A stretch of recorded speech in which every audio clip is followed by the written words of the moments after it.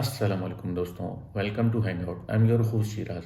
बहुत सारे लोग तुर्की आना चाहते हैं और आके यहाँ सेट होना चाहते हैं, but I would say that Turkey is a toughest path as compared to Middle East. Middle East में आपको बहुत अच्छी जॉब की अपॉर्चुनिटीज़ मिल सकती हैं, बहुत आसानी से आप मिडल ईस्ट में जॉब ढूंढ सकते हैं। लेकिन बहुत सारे लोग मिडल ईस्ट से भी तुर्की आना चाहते हैं, क्योंकि वहाँ एक ज़माना गुजारने के बाद भी लोगों को वहाँ पासपोर्ट नहीं मिलता और वो सोचते हैं कि यार अल्टीमेटली वी हैव नथिंग।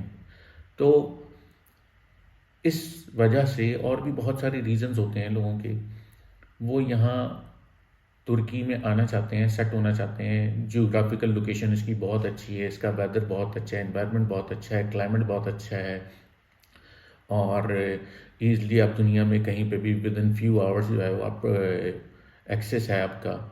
तो बहुत सारे रीजंस हैं जो यहाँ लोग आना चाहते हैं, बट ये कि comparatively Turkey is a toughest path.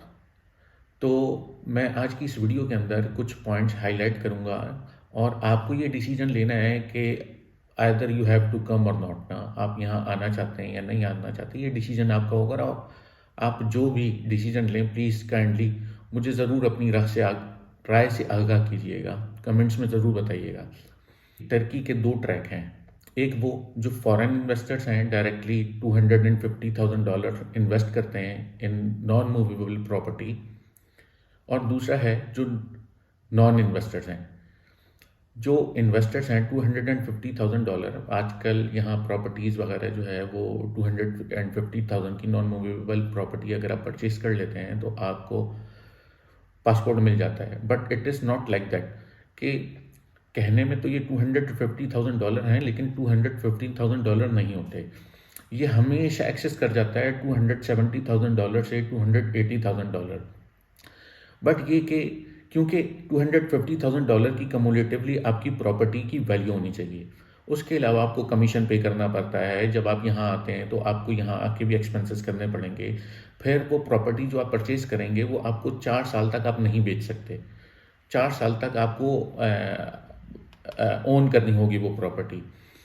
तो बट ये कि जब आप एक दफ़ा पासपोर्ट ले लेते हैं तो आपके लिए बहुत सारी अपॉर्चुनिटीज़ खुल जाती हैं, बहुत सारे हर्डल्स आपके सामने से हट जाते हैं। लैंग्वेज अगर आप सीख जाते हैं तो you can do many more things as compared to any other.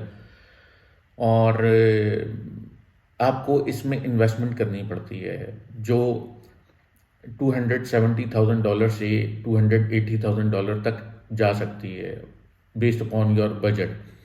उसके अलावा जो दूसरे हैं नॉन इन्वेस्टर्स में भी 4 कैटेगरीज हैं डिफरेंट। एक वो जो बिजनेस सेट करना चाहते हैं, दूसरा जॉब सीकर, तीसरा फॉरेन इनकम जिनकी है, और नंबर थर्ड पे फोर्थ पे है स्टूडेंट्स। तो इनको हम थोड़ा सा डिस्कस कर लेते हैं। अगर आप इन्वेस्टर्स हैं तो आई वुड सजेस्ट यू कि आप आके पहले यहाँ टीआरसी लें, और टीआरसी लेने के बाद आप यहाँ बिजनेस की अपॉर्चुनिटीज़ देखें। जैसा कि मैंने अपनी प्रीवियस वीडियो में भी बताया था कि टर्की की 3 मेन इंडस्ट्रीज़ हैं। नंबर 1 है एग्रीकल्चर, नंबर 2 है मैन्युफैक्चरिंग, नंबर 3 है टूरिज़्म। आई वुड सजेस्ट ये कि आप फर्स्ट ऑफ ऑल टीआरसी लें, देन उसके बाद ग्राउंड रियलिटी के ऊपर आप सर्चिंग करें कि आपको कहाँ क्या और कौन सा बिजनेस करना है based upon your interest. Number 2 के ऊपर है जॉब सीकर। जॉब सीकर जो है वो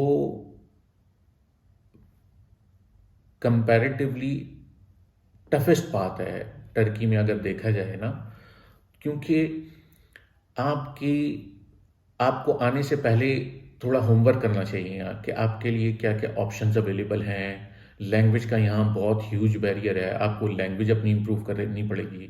you should be highly qualified, आपके पास एक बजट एलोकेटेड होना चाहिए। अगर आप अकेले आ रहे हैं या आप फैमिली के साथ भी आ रहे हैं तो आपके पास बजट होना चाहिए कि आप अपनी डिज़ायर जॉब को यहाँ ढूंढ लें। बहुत सारे जॉब के ऑनलाइन पोर्टल्स हैं, मैंने अपनी प्रीवियस एक वीडियो में भी वो हाईलाइट किए थे जॉब के पोर्टल्स। आप डायरेक्टली जिस कंट्री से में भी हैं आप वहाँ से भी डायरेक्टली जॉब अप्लाई कर सकते हैं। Based upon your skills and expertise आपको जॉब मिल जाएंगी। बट ये कि जो भी जॉब्स यहाँ अवेलेबल हैं, हर एक जॉब्स की पॉलिसी डिफरेंट है। अगर आप जॉब सीकर हैं और आपके पास यहाँ का पासपोर्ट नहीं है, तो हर एक जॉब आपके लिए नहीं है। फॉर एग्जांपल जैसे एक डेंटिस्ट है, डेंटिस्ट की job, dentist can only be a Turkish person. अगर आपके पास टर्किश पासपोर्ट है और आप डेंटिस्ट हैं, तो आप अपनी प्रैक्टिसेस कंटिन्यू कर सकते हैं विद इन द टर्की। अगर आपके पास टर्किश पासपोर्ट नहीं है, तो आप ऐसी बहुत सारी जॉब्स हैं जो आप नहीं कर सकते। मिनिस्ट्री ऑफ लेबर की वेबसाइट के ऊपर ये तमाम तर जॉब्स डिटेल से एक्सप्लेन है कि जो भी नॉन टर्किश पासपोर्ट होल्डर जो हैं वो नहीं कर सकते।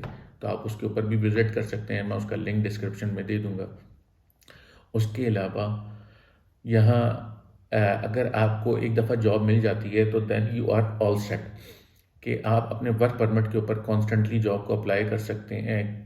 वर्क परमिट के ऊपर आपका फैमिली भी यहाँ रह सकती है। अल्टीमेटली 5 इयर्स बाद you will be eligible for for a passport. आप अपना पासपोर्ट अप्लाई करें तो आपको पासपोर्ट भी फिर मिल जाता है। ये ऑप्शंस मिडिल ईस्ट में अवेलेबल नहीं होती है, जिसकी वजह से लोग यहाँ डाइवर्ट हो रहे हैं कि जी हम टर्की जाना चाहते हैं। बट अगर आपको जॉब मिल जाती है इन योर डिज़ायर्ड डोमेन और आप वर्क परमिट आपको मिल जाता है, तो अकॉर्डिंगली फिर आप आफ्टर 5 इयर्स अपनी job on the basis of work permit आप पासपोर्ट के लिए अप्लाई कर सकते हैं। देन उसके बाद आता है फॉरेन इनकम। बहुत सारे लोग यहाँ ऐसे हैं जो कमाते बाहर हैं या उनकी फैमिलीज बाहर थी। बहुत सारी फैमिलीज मैंने यहाँ ऐसी भी देखी हैं जो अमेरिका में रहती थी, इंग्लैंड में रहती थी, जर्मनी में रहती थी, ये यूरोप के और डिफरेंट कंट्रीज़ में रहती थी। उनके अपने रीजंस थे यहाँ शिफ्ट होने के। उनके हस्बैंड वहाँ कमा रहे हैं या उनके हस्बैंड की वहाँ ऑनलाइन जॉब है और वो वहाँ से उनकी सैलरी आ रही है, तो उनके लिए यहाँ सेटल होना कंपैरेटिवली आसान है। उनको जॉब नहीं ढूंढनी होती, उनको इतने कम्युनिकेशन और लैंग्वेज के बैरियर नहीं होते। बट ये कि जो सबसे बड़ा प्रॉब्लम उसमें आता है वो ये कि उनके पास कोई 1 साल बाद फर्स्ट ऑफ ऑल उनको एक टीआरसी तो मिल जाता है, लेकिन टीआरसी जब एक्सपायर होता है तो उनके पास कोई वैलिड रीज़न होना चाहिए to for the renewal of TRC.